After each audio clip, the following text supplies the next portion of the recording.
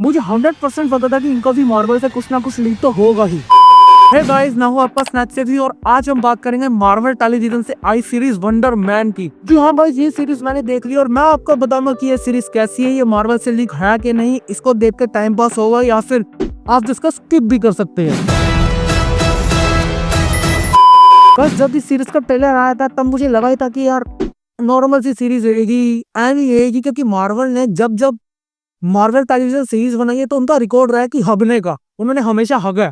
सिवाय लॉकी की सीरीज के उन्होंने ऑलमोस्ट सारी सीरीज खराब बनाई है। और अभी रिसेंटली मुझे मार्वल पे बिल्कुल ट्रस्ट नहीं चल रहा था, क्योंकि अगर उनका आप रिसेंटली रिकॉर्ड देखो तो कोई भी ऐसी मूवी नहीं थी जो बिलियन टच कर जाए। चलो बिलियन तो छोड़ दो, एक्चुअल में कहीं की स्टोरी भी अच्छी नहीं थी। बहुत सारी ऐसी मार्वल टेलीविजन सीरीज भी है, चाहे शी हल्क हो, चाहे वो वंडर और कैप्टन अमेरिका वाली हो, और भी 2-3 ऐसी थी। और मूवीज भी कौन सा बेहतरीन है, मूवीज भी नॉर्मल ही आई है। तो इसीलिए मैं इसको विदाउट एनी एक्सपेक्टेशन की अच्छी होगी, क्या होगी कैसी होगी बस देखूंगा। तो सीरीज स्टार्ट होती है एक हीरो से जो कि बचपन से एक सीरीज देखता आ रहा है वंडर मैन की, जिसका वो बहुत बड़ा फैन है। वंडर मैन खुद एक सुपर हीरो है सीरीज में, तो उसका हमेशा से मन है कि वो एक बड़ा हीरो बने। और वंडर मैन की सीरीज उस लड़के को इतना इंस्पायर करती है तो वो डिसाइड करता है कि चलो यार हॉलीवुड जाऊं और वहाँ के ऑडिशंस वगैरह देने लगूं। तो वो ऑडिशंस वगैरह देने स्टार्ट होता है। वो अच्छा एक्टर होता है, उसके पास टैलेंट होता है, लेकिन उसको कोई बड़ा ब्रेक नहीं मिल रहा होता।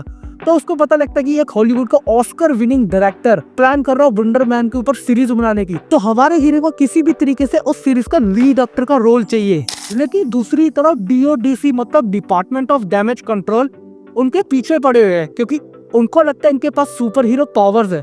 आई नो कि ट्रेलर में 2-3 जगह सुपर हीरो पावर्स दिखाई है, बस उतनी ही है, ज्यादा से 1-2 बार दिखाएंगे और, लेकिन ज्यादा नहीं है। तो DODC उनके पीछे पड़ी है, उनको लगता है कि इनके पास सुपर हीरो पावर्स है। तो क्या उनके पास सुपर हीरो पावर्स है, सुपर हीरो पावर्स के छुपा रहे हैं, ये हीरो बनता है, ये बड़ा एक्टर बनता है। ये सारी सीरीज को देखने के लिए आपको इस सीरीज को देखना होगा। तो ओवरऑल सीरीज मुझे अच्छी लगी, मतलब कॉमेडी लगी काइंड ऑफ, जैसे रोम कॉम होती है बॉलीवुड की, इसमें कॉमेडी पैटर्न था और मुझे मजा आया। मगर आपको इसको देखना पड़ेगा कि इसका मार्वल से कोई लिंक नहीं है। अगर आप मार्वल से इसको लिंक करके चलोगे तो डेफिनेटली आप डिसअपॉइंट हो गई होगे। तो फाइनली बात करते हैं कि ये मार्वल से लिंक है कि नहीं। तो गाइस मैं बता दूं, आप इसको फ्रेश माइंड के साथ देख सकते हैं, बिल्कुल भी स्ट्रेस लेने की जरूरत नहीं है, just as a fresh start दे सकते हैं। लेकिन हाँ, एक लिंक है कि अगर जिसने मार्वल की आयरन मैन 3 नहीं देखी तो उसको बेन किंग्सले का कैरेक्टर नहीं पता लगेगा। सिर्फ बेन किंग्सले के कैरेक्टर ही मार्वल से रिलेटेड है, बाकी सारी की सारी सीरीज फ्रेश है, आप क्लियर माइंड से देख सकते हो, आपको मजा आएगा, टाइम पास होगा, रोम कॉम की तरह है।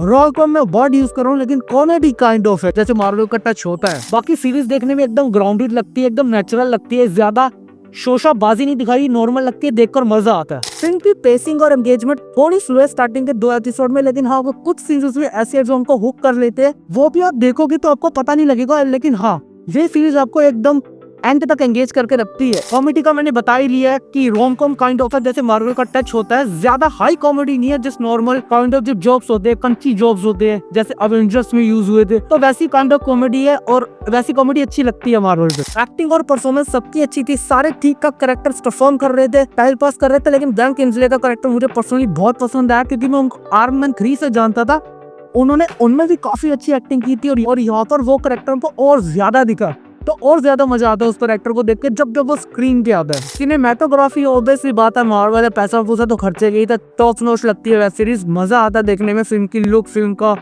मूड, सब कुछ देखने में मजा आता है, कलर्स वगैरह अच्छी लगती है, मतलब काइंड ऑफ लगती है कि मार्वल की सीरीज है। लेकिन हाँ, मार्वल का बेंचमार्क टच नहीं कर पाती एज अ प्रोडक्शन वैल्यू, लेकिन हाँ एज अ टेलीविजन सीरीज तो बहुत हाई रखती है। फ्यूचर सेटअप क्या है फिल्म का, फिल्म के सीजन 1 में सारा क्लियर हो जाता है और पता लग जाता है कि ये सीजन 1 सिर्फ सेटअप था, सीजन 2 के लिए आपको वेट करना पड़ेगा और आपको पता नहीं कि कब ये डिज्नी निकालेगा। और अच्छी है, डिफरेंट है, स्लो है, एंगेजिंग है, टाइम पास है, और मैं इस सीरीज को दूंगा 7.5 स्टार और डेफिनेटली रिकमेंड करूंगा। अगर तुम बोर हो रहे हो, खाली बैठे हो, तो टाइम पास करने के लिए कोई न्यू सीरीज चाहिए मार्वल जैसी, पर मार्वल की ना भी हो, मतलब मार्वल की हो लेकिन मार्वल जैसी ना हो, तो हाँ ये सीरीज परफेक्टली आपके लिए टाइम पास करेगी, कॉमेडी करेगी, एंजॉय करेगी, पता नहीं लगेगा कि 8 घंटे कहाँ गए। तो आप इस सीरीज को देख सकते हो, टाइम पास होगा दबा के। बाकी ऐसी वीडियोस के लिए लाइक शेयर सब्सक्राइब कीजिए स्नैप सेवी को, और मुझे फेसबुक, इंस्टा, स्नैपचैट पर फॉलो करना ना भूले। धन्यवाद।